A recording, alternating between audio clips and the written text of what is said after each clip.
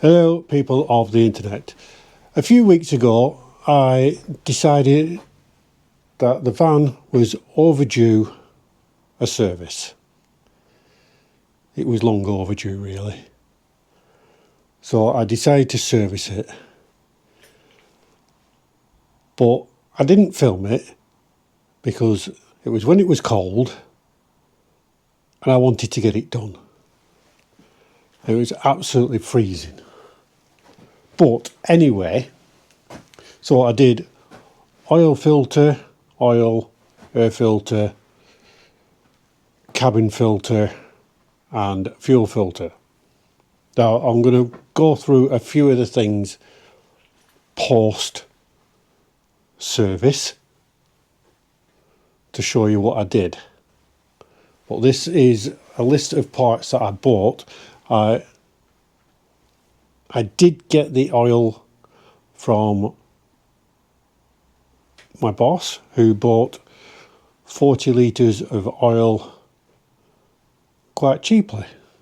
So he gave me the oil, which was 5W30 fully synthetic oil, and I put in just short of 7 litres.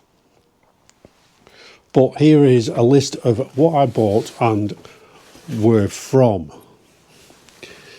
I don't know whether can you make that out?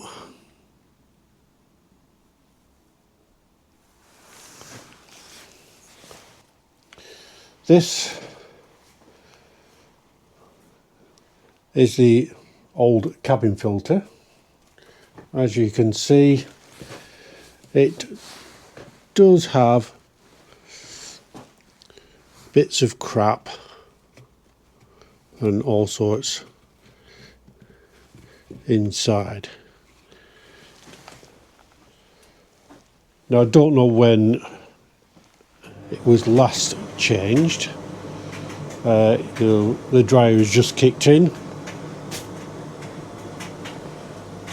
so that's what you can hear in the background. Because I used to have a service plan. When I got the van, I had a service plan, so all the servicing was done by VW beforehand. So I've decided to take on all the servicing myself.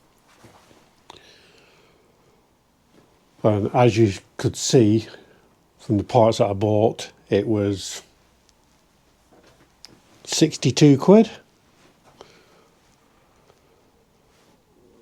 Plus the oil. I didn't pay for the oil, but whatever price of oil you buy, that's what it's going to cost you extra. The air filter, it's not too bad. Probably didn't really need replacing.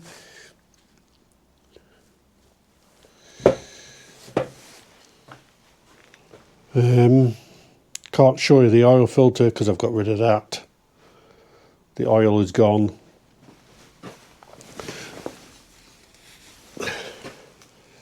This is the old fuel filter.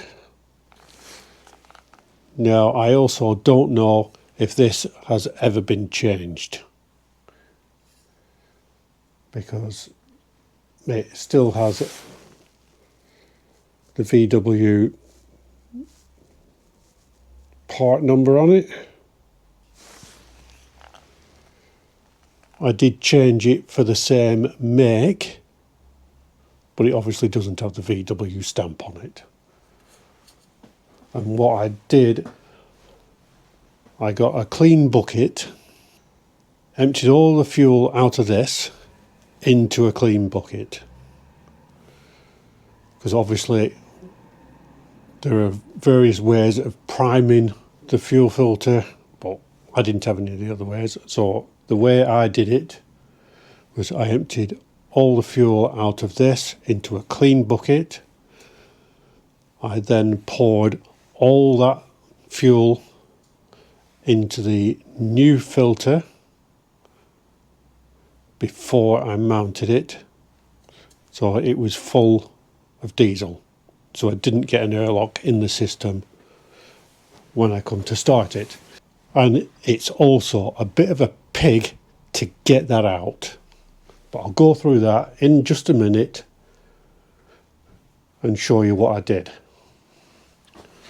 And I will show you where the cabin filter is so you can get to that. Right, let's go to the van and I'll go through what I did on the van. Right, so we're back underneath the engine bay. What I did, changed the air filter, disconnected this sensor, undid this Jubilee clip, pulled the pipe off. There's a clip here and there's a clip round the other side. Lifted that off, sort of lifts up that way. I also didn't fill the oil full because I don't want the warning of too much oil to come up on the dash, which can sometimes happen. Sorry about that. That's just the air suspension doing its thing because I've just moved the van. It stays active for so long after the ignition's turned off. It's just sorting itself out. Right, so as I was saying before, I was rudely interrupted by the van. I didn't fill the oil full, so I just put in just under 7 litres of oil in it because I don't want that warning light coming up. Now when I did the oil change, I ran the van up on some sleepers that I've got in the back garden, put them on the driveway, ran the van up on that, plus I also lifted the suspension up. So the van was quite high, so I had access underneath there without having to put it up on ramps. So that was all pretty straightforward. You don't really need to see me showing you how to drain oil. It is a really boring process. Right, fuel filter. Right, there's fuel filter. Now you can't lift that straight up and out. It looks like you can, but you can't. This pipe gets right in the way. So, to change the fuel filter, there is, I don't know whether you can see that, you undo that, it releases a clamp that holds that in place.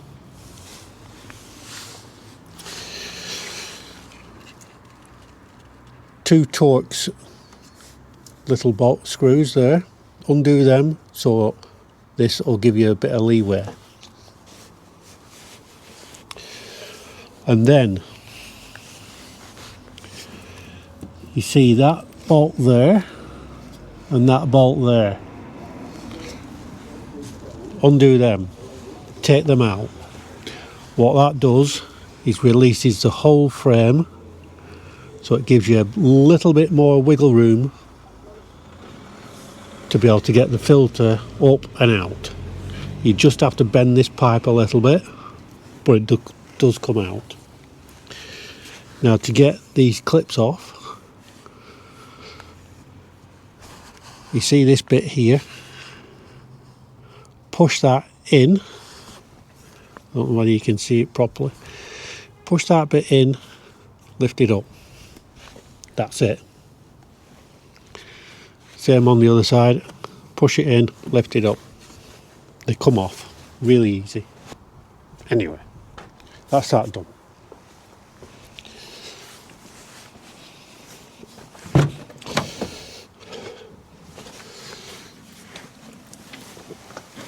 Cabin filter on T6.1. It is, let's put a bit of light on the situation again. Oh, it is underneath here.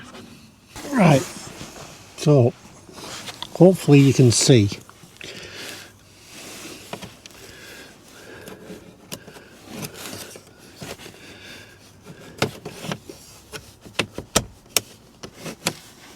just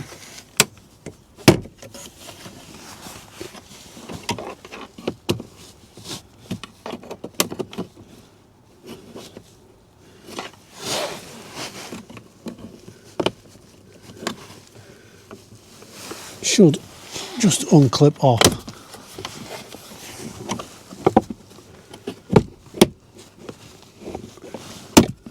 Just like that.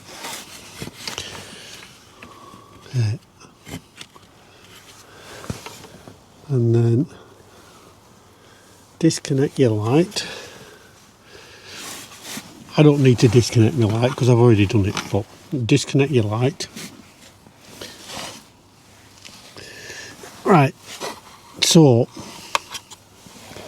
where is it? It's up here. So you undo that bolt there, which is, let me think, so 5.5 or 6 mil. Undo that, pull that down. It's a bit of a fight to get it out and get the new one back in, but that's where that is. But anyway, so we'll get that back up there. It feels like you're breaking things, but so it just clips up just like that. So hopefully you found some information that I've told you useful. So I'll see you on the next one.